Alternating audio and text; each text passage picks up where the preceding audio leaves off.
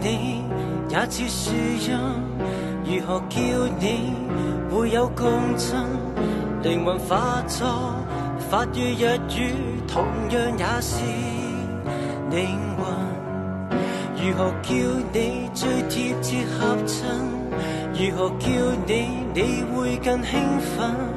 連名帶姓會更接近你，還是更陌生？要是完全忘了姓氏，也沒有本身的名字，總記得神情和語氣，無字暗語。你也心中有字，我叫你用蝴蝶。你說這聲音可像你，戀上花也是你，風之沙也是你，怎稱呼也在這個世界尋獲你。你那裏是蝴蝶，然而飛不飛一樣美。苦司機也像你，早有身緊像你，這稱呼配合你才會唱和當戲，改得多麼入戲。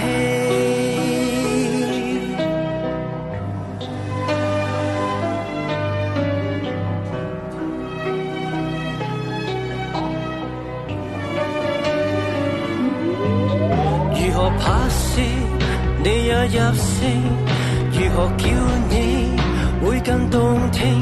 長城變作世界名勝，同樣也是長城。如何叫你會引致幻聽？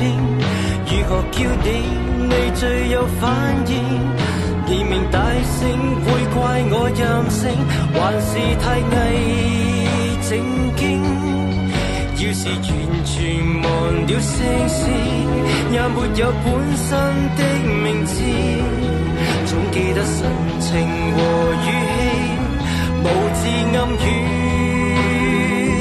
你也心中有字，我叫你用蝴蝶。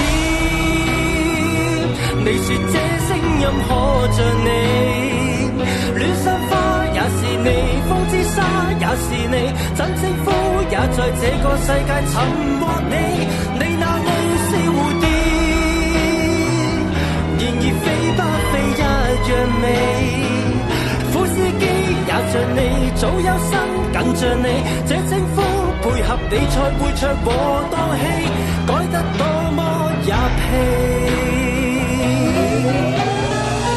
你要養分和露水在盤內小心灌溉，其實你是盤盆栽，不要緊，是人是物仍然維護你。代號亦是任何改，我叫你用蝴蝶。你說這聲音可像你，戀上花也是你，風之沙也是你，怎稱呼也在這個世界尋獲你。你那裏是蝴蝶，然而飛不飛一樣美。苦司機也像你，早有身緊像你，這稱呼配合你才會唱和當戲，改得多麼入戲。